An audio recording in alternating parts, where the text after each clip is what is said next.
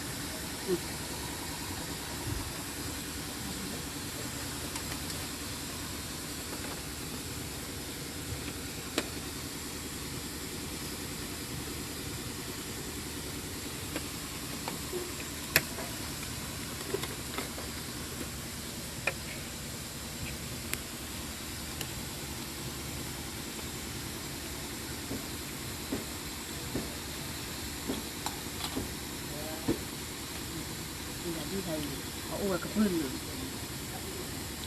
เอาไปไหนดีกว่าใคร